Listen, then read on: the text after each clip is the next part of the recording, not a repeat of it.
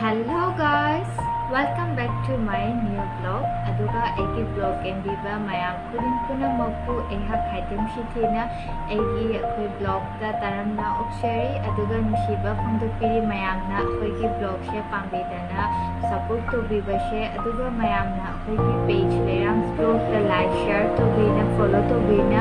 koi bu nishiba koi ki hai nishina koi na telebi aduga ngashi koi ki vlog da unique hairadi akoi Bangladesh ki akoi Lohongbagi akoi train ama adu mayam da khudon pijaningi ena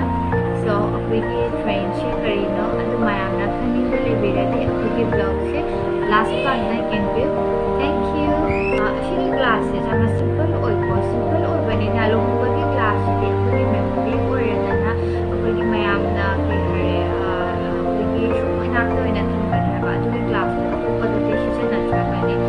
so, a simple class in a modified over she might have paint she paint over here. She might take him more out. Might take him more out. She might have to happy. Papa, she doesn't have to wait to keep on running. Shopping painting formally. The formally color therapy, no, and she didn't use the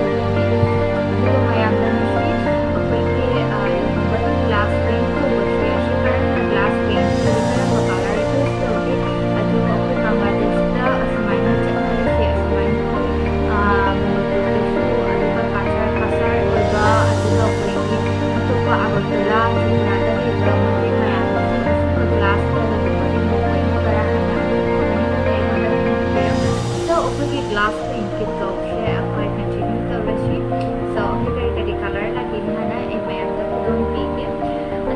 ashigi hajik aina lawna leiba ashigi plain glass chida oina e paint to doimi ashi thamme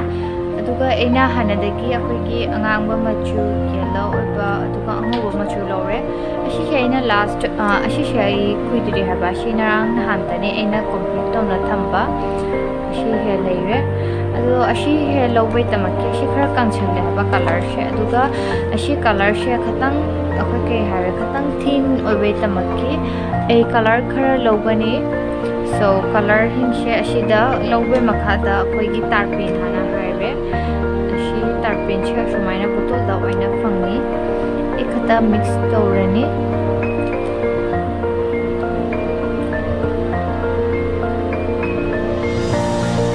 atopa extra glass ama lauri glass chidana e shumaina tana laure extra khara laure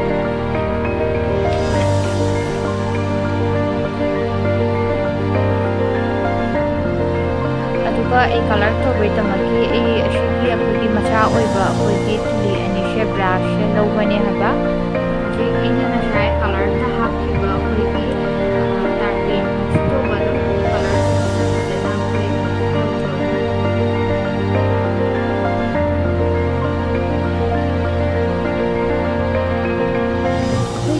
white color shina de photo pa heli haba so white color shina oina main oina e jamna check pani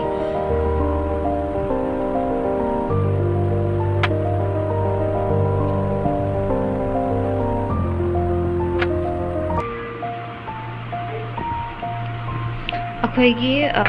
glass ke akhoi gi ke hara mai machin da akhoi moirang je ko shelore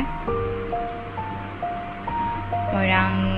dekpe makhada haji akhoi glass ke manu shakoi decorate to rani haba adu decorate to bodai jangan bige